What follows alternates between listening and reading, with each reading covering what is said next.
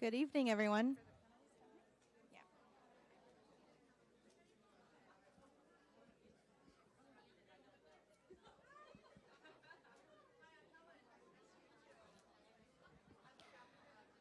Good evening, everyone. If you guys can all find a seat, we're going to be getting started shortly.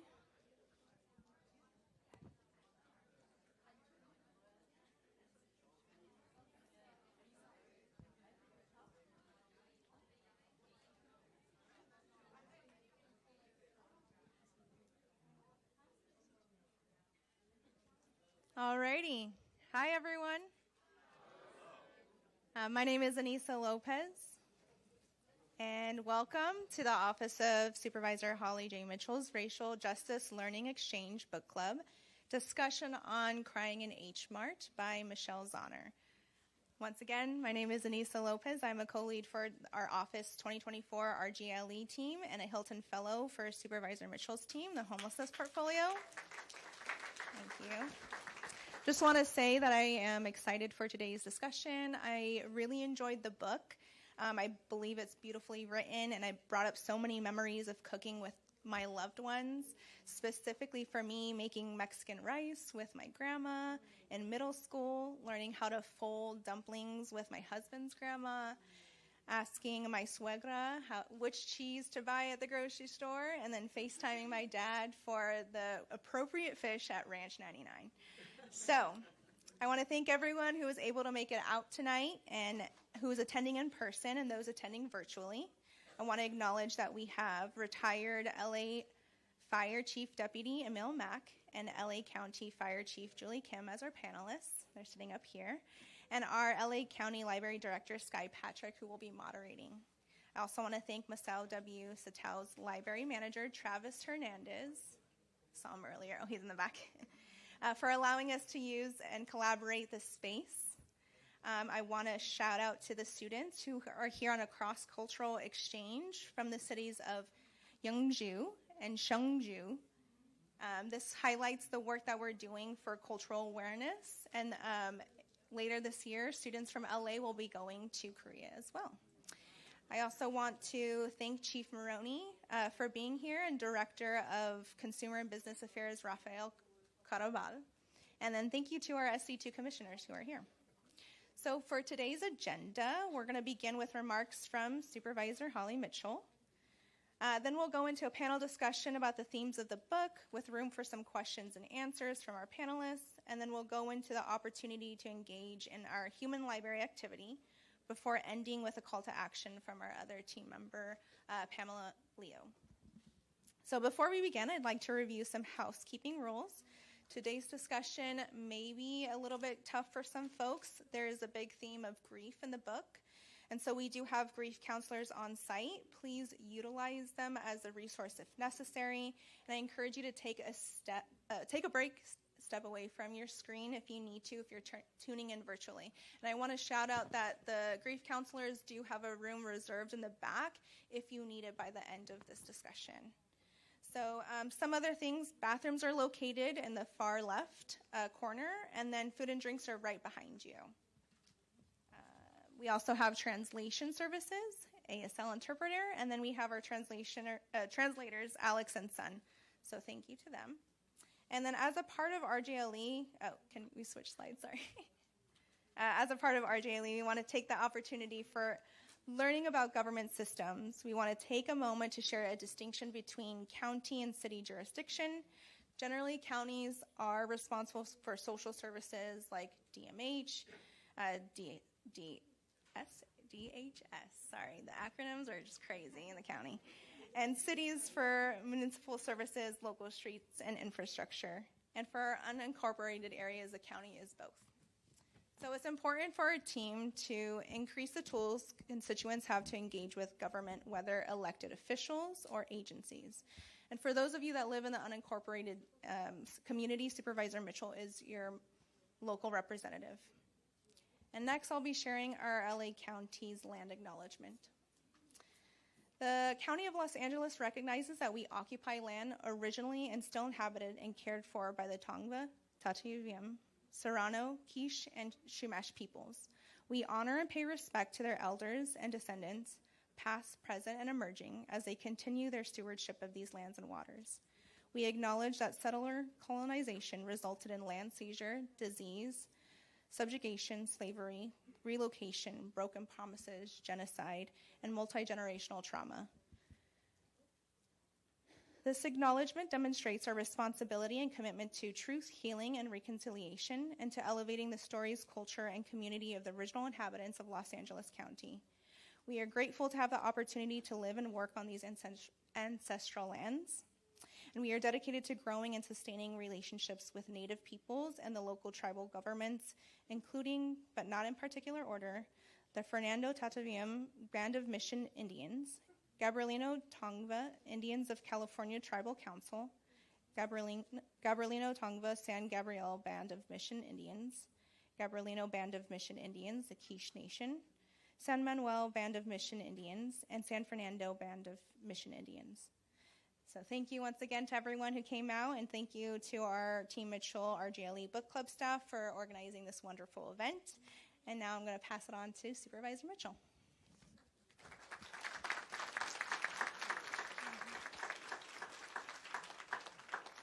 Thank you very much, and good evening. Welcome to the 2nd Supervisorial District. How many of you, by a show of hands, this is your first RJLE event? Wonderful. That excites me every time I have the opportunity to have an RJLE event and ask the question, because it lets me know that we are doing outreach and we're bringing people into these really important, timely conversations about race. So thank you so much for coming. Let me start by thanking my fellow elected officials who've joined us today. Gardena Council members Wanda Love and Paulette Francis. Give them a round of applause. Stand up and wave. Hawthorne City Council member Katrina Manning. Stand up and wave. Thank you. Our partners, LA versus Hate and the Korean American Federation of Los Angeles, thank you so much for your partnership. I was watching the CBS morning show yesterday, and a wonderful writer, Michelle Norris was on, and she's written a new book. I was trying to find the title real quick, and I couldn't find it. I'll find it before we end. But it's a book about race and attitudes about race in America. And she said in the interview when she started the book, she thought people didn't want to have the conversation about race. And once she discovered in writing the book that people do want to talk about it, we just don't often have the safe spaces to do so. And I was rushing, trying to get out the door, and her interview caught my attention because I remember participating in some of the research she conducted in writing the book. And the research was, she asked people to send in postcards, or she had an online, I think I did mine online, where she asked you to express your sentiment about race in 6 words. So the anchor said, why 6 words? She said, well, if I asked for a sentence, people would write a paragraph. If you asked for a paragraph, people would say, oh, that's too much, I wouldn't do it. So 6 words, and she gave some examples, and they were so profound. People talked about their experiences with racism, their experiences with hate. People used 6 words to talk about their acknowledgement that they were engaging in racist actions or words or behaviors or beliefs. Fascinating. So that's going to be the next book I read. Second funny story I have to tell you. I had the privilege of representing Koreatown. I was going to meet some friends. Hey, thank you. It was during the Christmas holiday, and I was going to meet some girlfriends for a little R&R to go to our favorite Korean spa. And I pulled in the parking lot, as I often do, and I looked up really for the first time and realized, this is H Mart. I pulled in that parking lot 100 times. I'm like, I'm in H Mart. So I had a whole different appreciation of where I was going. I thought you would appreciate that. So welcome to the Racial Justice Learning Exchange, a initiative that my team and I started 2 years ago now. when we acknowledge that we don't have safe spaces to talk about race, and yet it's a critical conversation that we must have, particularly those of us who call the most diverse county in the country home. That does deserve a round of applause. And to honor that reality in a positive, meaningful way, we have to have the conversations. And so as you see, we work overtime with our Spanish language, our Korean language, our ASL language translators. We are attempting to be as inclusive as we possibly can to create a safe space to talk about race. We have had some amazing experiences. These events like this are organized on a monthly basis, if you can imagine that, and we've done everything from reading books together, from viewing movies together, from experiencing ethnic food together, from learning cultural dances together. And for the record, I do a mean Native Hawaiian dance, just to let you know. I'm good. We've had walking tours together. We worked with LA versus Hate and had a training experience together. So as bystanders, we are prepared and know what to do if we witness hate. We've just had rich, rich experiences over the last 2 years. And so today, I think will be very similar.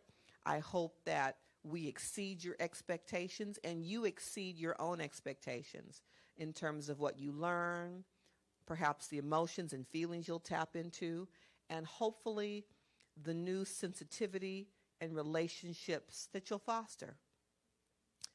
As Nichelle said in the CBS interview yesterday, implicit bias is real. And when we, I think, attempt to deny it, and when, my favorite phrase, people say to me, well, Holly, I'm not racist. And when I look at you, I don't see color. Well, then you are denying who I am. We are trying to go a little deeper individually into those themes and concepts and really unpack what living the way we look in society does to us, right? The messages we get about ourselves, our own culture, the messages we get about other people and other cultures. We want to unpack all of that and live as true Angelenos in deep honor and respect of each other. I'm proud that LA County does the land acknowledgement. We are trying to unpack past harms and do better and be better. Let me look at my notes right quick, since I have clearly gone off script. My poor staff back there is like, where is she in the notes we wrote? So I'm glad that you all are here. I look forward to this experience. I look forward to the dialogue about the book. I'm not going to ask how many people read the book. I know you all read the book. And if you haven't, you can go after today. You will want to, and you can check it out at your local LA County Library. Isn't that fabulous? So with that, let me introduce, I am known to say that this isn't your grandmother's LA County. And when I say that, I mean the county is doing such amazing work. And a perfect example of that is our county libraries, led by Sky Patrick, who was visionary enough, who understood the assignment, as the kids say, that during COVID, this was a place, the parking lot you could come to get a hot spot. She understood that far too many households in our district didn't have technology devices. There was, families of 3 and 4 kids who may have had one laptop or one iPad where everybody was trying to sign on for school and maybe mom and dad for work. So you could borrow laptops from your library. You could even borrow tools and sewing machines. If you're trying to start a small business or needed to do home repairs, you could borrow those kind of things from your county library. Is that amazing? Yes, give them a round of applause. So I'm proud to be a member of a county, a level of government that understands our job is to meet people where they are and provide the resources you need to thrive here in LA County. So with that, let me please introduce you to LA County's Director of our Public Library System, Sky Patrick.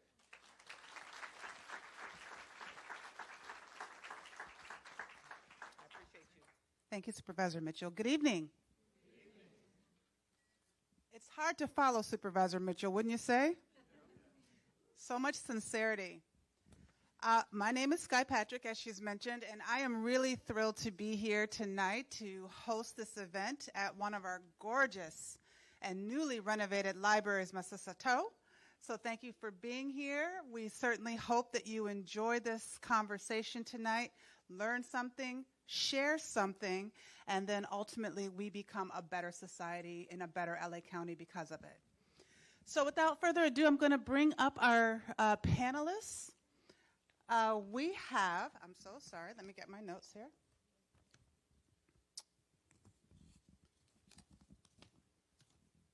See, usually they give me a table because they know I come with a lot of notes. Okay, here we are. Sorry about that. We have Julia Kim from the LA County Fire Department. Can you please come up? There we are. And then we have a retired fire person. You notice I didn't say fireman. Mr. Emil Mack from the city fire department, if you would please come up. So I have their bios here, but these folks are so outstanding that I really wanted an opportunity for them to talk about themselves. I think it's a better picture painted when you hear from their own mouth who they are, what they've done, and what they've achieved, and why they're in this conversation. So if we can start with you, Julia, please. Wow. Can you hear me? I'm going to move over so there's no feedback. This is probably my nightmare, talking about myself, so I'm going to be fully transparent. Anytime I'm asked to write a bio, it truly is like I completely freeze. I really don't like talking about myself, so I'm going to do my best. I'll back you up if necessary. Thank you. Remind me where I was born and where I moved around. So I was born in Chicago. I've moved around quite a bit. I've gone down south. Ultimately, I spent the majority of my childhood in Michigan before I moved out here. To Los Angeles, and I think I've been in Los Angeles long enough now where I can't really call myself a Midwesterner. I've been in LA now for, 20 years. I was lucky enough to get a job with the LA County Fire Department about 9 years ago, or I should say they were lucky enough to find me. That's right. So I've had different positions in the LA County Fire Department. When I joined the fire department, I was not a firefighter. I was an administrator, and I've had different positions, but ultimately I'm now currently the deputy chief over business operations. So I work under another civilian administrator, but essentially we help support the fire department on the administrative side, business operations side. And she holds a bachelor's of arts in political science from California State University, Northridge, and a Juris Doctorate degree from Loyola Law School, Los Angeles, and is currently, is currently working on her Master's of Art in Negotiation, Conflict Resolution, Peace Building from California State University, Dominguez Hills. Ma'am, are you not busy enough? I always forget to mention that I'm a licensed attorney because I don't know how the audience will receive me. So thank you for that. Okay, so we're going to move on, and we're going to have Mr. Emil Mack introduce himself, and I'll follow you up if you forget details about yourself as well. Good evening, and it's very nice being here, seeing all of you here. Julia and I made an agreement that if either one of us faints, the other would faint too, just so we didn't feel by ourselves. But I was born in Seoul, South Korea, 1957, long time ago, and I was an orphan because it was right after the war. And my mother couldn't take care of me, and she took me to a police station, and they took me to an orphanage. And 3 years later, I was adopted. And I was adopted by an African-American family here in South Central Los Angeles. So I grew up on 8th and Jeff, as we call it, Jeff. And I went to 6th Ave, went on to Mount Vernon and Dorsey. Part of what you may hear in my conversation tonight is my identity and things like that. So we'll get to that when we get there. But I grew up with gangs. One of my good friends was a guy named T. Rogers. He was the guy that founded the Bloods gang. So he and other black friends were partly why I survived my childhood. So I went on to school, UCLA, and then from UCLA I joined the Los Angeles Fire Department and had many good experiences there. And we also had some difficult times too, and one of those, which kind of is appropriate for this setting, is we took on the century-old culture of the good old boys club in the fire department, discrimination and equity and stuff like that. And it was a hard fight. So we survived it, and we actually were able to change the culture within the fire service. So after that, I left the fire department. I went on to do community work, and so that's partly why I'm here tonight. And thank you. That was actually a great introduction. Only one piece that he left out that I think is really relevant for this evening is that his story has actually come full circle. He and his partner, Jenny, had adopted their daughter, Mia or Maya? Mia from Korea. Is she here? No, she's at volleyball.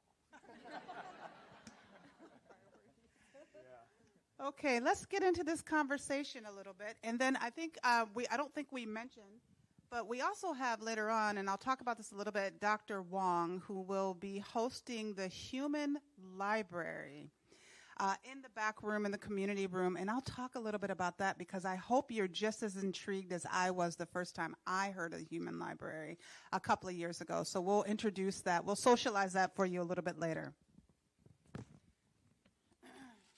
Okay, so let's talk a little bit about culture. Supervisor Mitchell kind of teed this conversation up. For the two of you have such interesting backgrounds. When I read your biographies, I was like, let them hear. I want to hear about who they are, how they became who they are. We have two. This is such a unique panel, by the way. We have two people from the fire department. How random is that? I don't think I've known more than 4 fire people in my entire career, including Chief Maroney here. So can you talk a little bit about culture and what cultural heritage means to you, and how does it feel to be connected or maybe even disconnected? Let's start with the meal. Okay. So, as I said earlier, I was adopted by an African American family, and at the young age of 3, I had no recollection of Korea or anything like that. And so I grew up in African American family surrounded by African Americans. And so one of the things that people will often ask me, they'll say, how do you see yourself? And I kind of think my answer is somewhat natural. It's, I see myself by the people that cared for me, that loved me, that raised me. And they were black. And so for half of my life, and I shouldn't say half of my life, for my entire life, but especially for the first half of my life, I saw myself as black. And a little interesting thing that my friends used to tell me is that my Asian friends would say, you look like us, but you don't act like us. And then my black friends would say, you sure don't look like us, but you act like us. So it was an interesting blend there.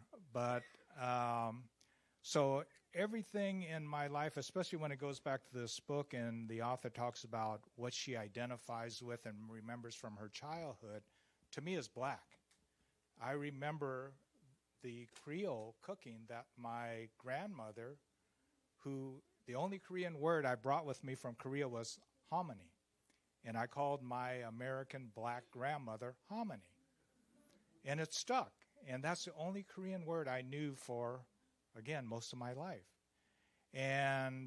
But just like the author races her mind back to the kitchen and back to her childhood memories of food, for me, my childhood memories of food are black. Our gumbo, our jambalaya, our stuff from the South, from New Orleans, which is where they were from. So that's a little introspect into my identity. And when I brought that term up halfway through my life, I was reintroduced to the Korean community. And so now that has kind of come full circle where both halves of me are complete. My African-American youth, along with getting back in touch with my Korean roots. Thank you for that. I think he teed you up nicely, Julia. I think what's kind of beautiful about listening to your story is that it sort of, in a different way, mimics mine. Because I'm Korean, I'm full Korean, and I have Korean parents. They're my biological Korean parents. But I sort of had the same or similar experience where, I grew up in the Midwest, surrounded by a population that really didn't look like me. I also spent 2 years in the South, really not around population that looked like me. So I actually grew up younger, and I thought I was white.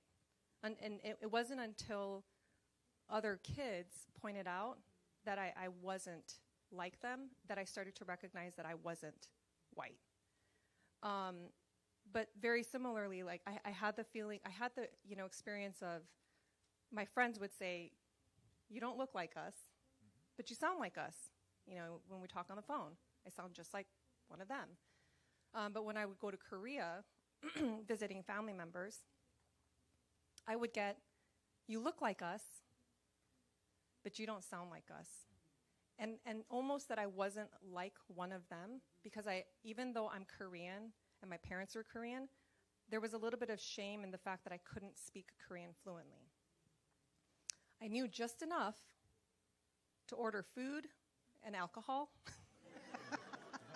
which might give you a little insight into my youth. But it's just interesting that it's similar. We were raised differently, but there were very similar sentiments. You make me think about part of the book where Michelle Zauner talks about going to Korea with her mother and only being associated with the Korean community when she was next to her mother. So did you find that same kind of experience, that you were then Korean by association with one of your family units? Well, I think what I learned was if I just walked around and didn't talk, and when people talked to me and I just, nodded my head, I sort of assimilated that way.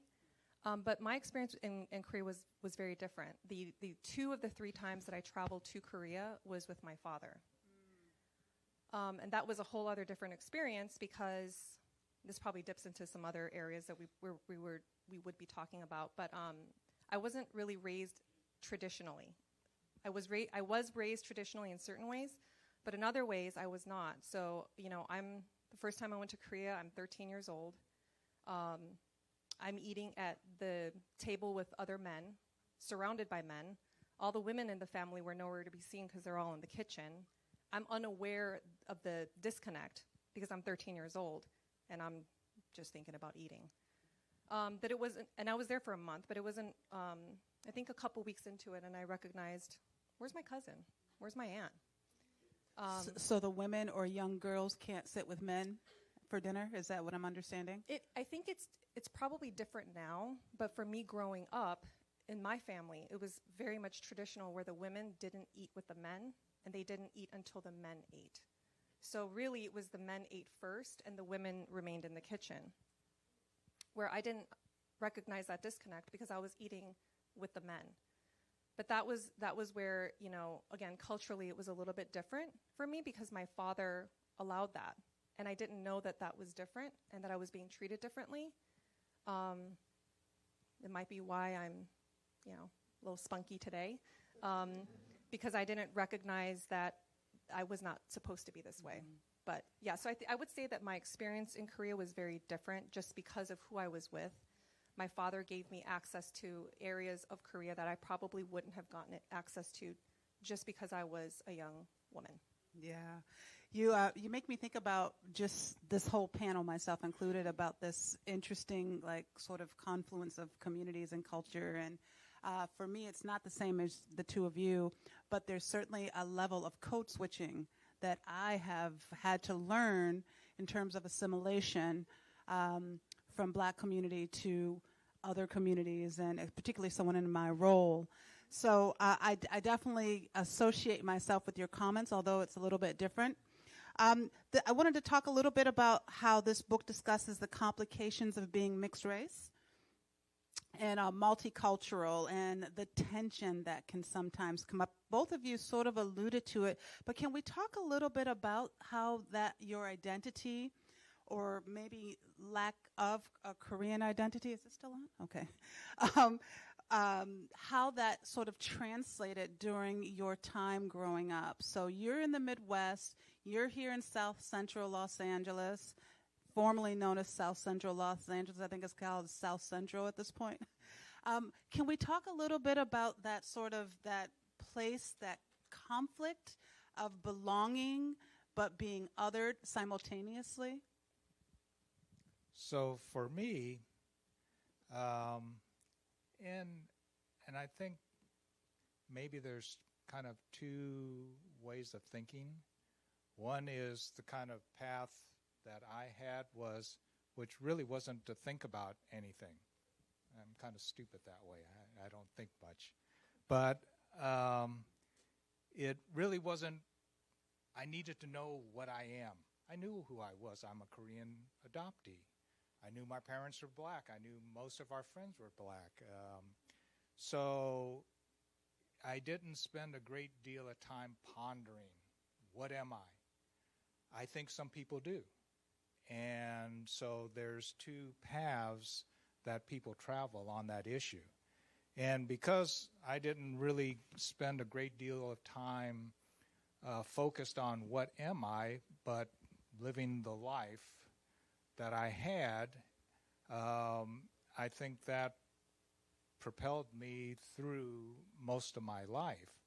And it also made me very open and accepting, because my parents, they were Black, but we had friends of every race. And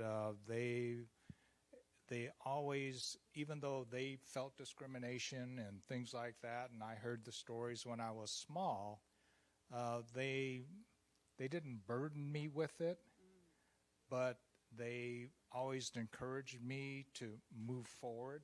Don't let things stop me. And so my identity never was an issue unless others made it an issue and brought it to my attention. And often my response is, as I'm responding now, I am who I am. In fact, one of my school friends said of me, he says, Emil wasn't Black, nor was Emil Asian. Emil was Emil. And so that's the path I took. And it has made my ability to work with diverse groups, build relationships, build bridges, all that much more,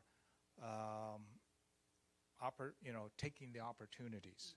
And so not trying to put myself in a box. Mm-hmm. So if I hear you correctly, you managed it by just, I am what I am, right? Correct. Okay, I hear that. Michelle Michelle, said that. Sorry? Popeye said that. I was trying to remember what character said it, and I couldn't get to it fast enough. It is. Thank you. So, Julia, just kind of turning that question back on you, but I'm really curious about you. You said that you thought you were white. Do you think that there was, for your family or maybe even in your environment, I also grew up in the Midwest. I also grew up in Michigan, so I see you. Lansing. I went to Michigan State for a short spell. Let's talk afterwards. Go Spartans. Okay.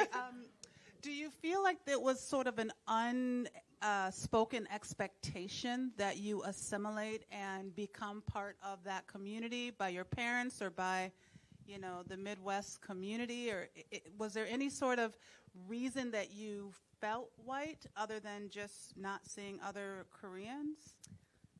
That's an excellent question. I think it was... And I'm off script, by the way. Well, you're doing really well because that's an excellent question. I think it was a combination because, I look back, I think children are resilient because I remember when I was growing up in Greensboro, North Carolina, getting on a school bus, I was super excited because I'd never been on a school bus. And back when I lived in Chicago, I felt like only the rich kids, rode the school buses, so I felt super fancy. But I remember getting on a school bus, first day of school, and then trying to sit right behind the bus driver. And having the bus driver tell me, you can't sit there. And feeling really, really weird about why I couldn't sit there. And realizing that it was because of the way I looked. But, and that was just one example of many that I can give because, it was the South. But I do think that those were reminders to me that I was, even though I thought, because I looked at everyone else's faces, I thought we all had the same face. Those were tiny little reminders growing up that we don't have the same face, that we are different. And then the challenge that I had even at home, trying to reconcile the fact that I have parents who wanted me to be 100% American. We all got American names.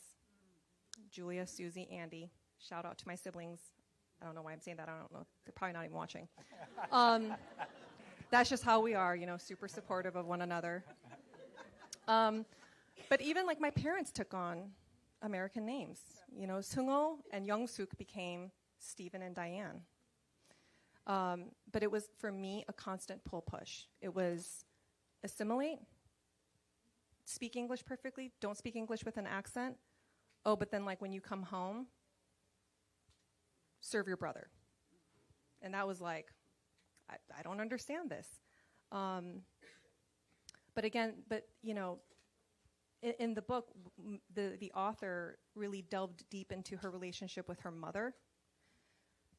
I had more of a really close relationship with my father, which is, again, I feel not typical in Korean culture, just because it's usually the sons that are sort of idolized. And in my family, that was very much so. It was just that idolatry was between my mother and brother, and now I'm really going to hope that they're not watching. Because I used to joke that the umbilical cord can stretch far, because she's in Michigan and he's in San Francisco. But I think for me, I think I became who I am because of that push-pull, because of all those tiny little instances and interactions that I had with people that, would sometimes make me feel bad. And then just having to learn how to navigate through those emotions on my own, because it was hard to communicate that feeling to your parents. Especially if your parents are trying to create a better life and environment for you, that conflict between wanting to please them and trying to find identity. Yeah. I could be here all night. I have 1,000 questions for these two, but I have just been given my 5-minute time already. I just got started. Y'all should know I talk a lot. Let me segue, because this was such an important theme in the book, and about food, one of our favorite conversations. And so I'm sure all of you had an opportunity to partake in the delicious snacks provided by Holly J. Mitchell in her office and back. If not, please make sure you stop by on your way to the Human Library. But let's talk a little bit about food, because I'm really interested in you and the gumbo. What were name a dish that made you feel really loved and comforted? So, like, for me, it's my grandmother's sweet potato pie, like forever and ever and ever. One dish, and why? One dish would be okra. And my You grandmother... really are Southern, aren't you? and my mother both made it with the spices that we're all familiar with. And some of my friends would eat the slimy okra. There's the clean okra and there's the slimy. We ate the slimy. We remember, some of us. And that's the one that, like in the book, just propels me back to when I was very young. And in our family, that type of cooking, we come from a line of chefs. My grandfather was a chef. My dad was a chef. My son's a chef. Wow. My daughter's going to be. But cooking is just a lineage thing in our family. And the dishes that, like we just said, just one dish just takes me right back. Like water for chocolate. I'm sure yes. Like queen sugar. Many cultures have this affinity for what would be considered soul food can bring to them. I love that story. How about for you, Julia? There's two. There's the standard, and I know this is like, I feel kind of embarrassed saying this, but it's kimchi jjigae. And I say that because everyone is just like, come on, really? Kimchi jjigae can't be a little more exciting than that? But there's something comforting to me about kimchi jjigae, and I'll tell you, I don't have a super close relationship with my mother, and we are definitely not lovey with each other. We don't use words of love or affirmation. She wouldn't even know what that meant. But what she does do is that when she visits, she always makes me kimchi jjigae. That's because cooking and food is truly a love language for her. So she visits me, she makes me kimchi jjigae. She visits my sister, she makes my sister's favorite dish. She visits my brother, and, he just gets the full spread. Including the house clean and all of that? Yeah. We're not bitter, though. No, not at all. We could have a separate panel discussion on that. But then the second dish really is seolleongtang. And that's because that was my father's favorite dish. My father is passed. What is that? Seolleongtang is, I think it's like a bone broth soup, and it's got like clear noodles and sliced beef, brisket, I think. Growing up, it was not my favorite, but my father loved it. I mean, he would seek out seolleongtang restaurants. But that I think every year on the day that he passed, we used to kind of go to a restaurant and we would choose to eat something that my father really loved to eat. And, I didn't like seolleongtang growing up, but now I it's weird. Like, I think I've grown to like it. But those are my two sort of dishes that kind of resonate with me or bring forward emotion. I love that. Thank you so much. Isela, do we have time for QA? Okay, so enough of us talking. We want to turn the mic over to anyone in the audience to ask either of our panelists a question, or if you want to make a comment about the book. Am I the microphone girl? Okay, got it. Hi, I'd like to ask Julia, why do you feel that your parents had to, or they chose American names? I think that they wanted us to really fit in. I actually have a Korean name as well. All of us got an American name and a Korean name, but our Korean name was our middle name. So my full name is Julia Yuri Kim. My sister is Susie Nadi Kim, and my brother is Andrew Adam Kim.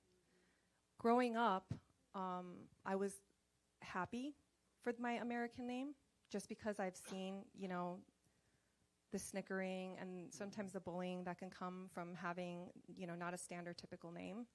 But now, as I've gotten older, I very much appreciate the beauty of our Korean names. And sometimes I wish, I'm like, you better, for a spell, I was like, I'm not going to answer to Julia. You have to call me Yudi. And then, of course, I'm like, who's Yudi? Because I grew up, answering to Julia. But I think that's truly the reason why I think my parents were trying to spare us the bullying. I actually have a couple of friends who are Korean, and they go by initials instead of, that's a new one. Okay. Hi. So you mentioned earlier that you grew up around gangs, part of the Bloods. How did you end up as a deputy fire chief from going to gangs to that? Well, all my gang friends took out all the fire chiefs. So they did me a good. No, but if any of you know the story of T. Rogers, he actually created the Bloods as a counter to the Crips. He absolutely did not agree with the Crips' way of doing things. And his whole philosophy was the opposite. And probably why he befriended me. But as we know, the Bloods eventually morphed into something quite different than his original vision. But aside from growing up in the gangs, it was my family. My dad and my mom were very hard-working people. They instilled that in me. We sat at the kitchen table every week when I had a spelling test the next day, and my mom would drill me, and I meant smack me upside my head. No, she didn't do that. Yes, she did. And they were, very, they had a great work ethic, and they instilled that in me. And then to always try, and as I said earlier, no matter what you're facing, you are going to push forward, push ahead, and they instilled the work ethic and study hard and do the best you can. And so that got me past those younger days into the life that I eventually, ended up with. So I have to thank my family. We have one question over here. I'm going to turn the mic over. I still want to figure out how you became a fire chief rather than a chef, but that's for later. Hi, where in Chicago are you from? Actually, Chicago. Okay. Yeah. I was born in Chicago, too. Oh, were you? And yeah. I am also first-generation American. My mother was an immigrant. And did you feel, I know you said you weren't close to your mom, but did you have a feeling of that your mother had an air of perfection the way the mom did in this book, and that it was put upon you and your sister to be that perfect American? Now I really hope my mom's not going to watch, because she's not going to want me to. I can say that my mom did. Okay, yeah. Don't leave the house without lipstick. I was going to say, grew up, it was a whole thing. Diane's my mother, and I like to call her Diane sometimes because it really just. But she has doled out some pretty epic beatings. The stereotype, when it came to my mom, was definitely not a stereotype. If I got an A, it was a Y as in an A+. I'd be afraid to go home with a B. I actually liked A- because putting that plus sign was like way easier, was it not? Ingenue? Right? I know it sounds like I'm a complete delinquent, but I want you all to know that Diane and my father, Stephen, they did their job. They did have extremely high expectations. My mother was very much the disciplinarian. She is 4'9", and she scares the living daylights out of me still to this day. She has no qualms about putting me in my place. She doesn't care how old I am, who I am, none of that. I think my father was not a disciplinarian, but he gave me the freedom to be more than just a Korean woman and a Korean girl who was, because, you know, beauty is such a big deal. Like you said, your mom's like, make sure you put on lipstick. But for me, growing up, the emphasis was on studying, because I wasn't considered the ideal Korean beauty. It was my sister. So the emphasis for me was really focused on studying, getting good grades. But my father, you know, I used to joke, I was his first son, because I had a bowl haircut. I was raised as his, like, right-hand ride or die, you know. So I think it was a combination of both. But yeah, I would say that perfection is, I joke, my dad's favorite saying is, if you're on time, you are 15 minutes late. That's any indication. No, that's crystal clear.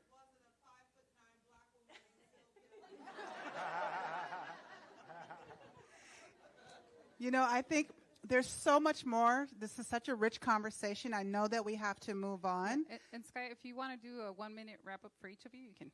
Yeah, so I was going to say, I have, listening to both of you, we have to have a part 2 at the LA County Library. We have a Trailblazers program that we do online, because I'm really interested in unpacking this idea of the model minority. I think a lot of us have experienced similar things from a different cultural perspective. So much more I want to say to you. So maybe if you can each give us sort of your parting words, maybe your swan song for the night, or words of encouragement. Maybe you want to comment on the book, because unlike the supervisor, I actually want to know how many of you read it. Okay, thank you. So maybe you want to comment on the book or associate one of your experiences with Michelle Zauner, or anything that really resonated with you from the literature.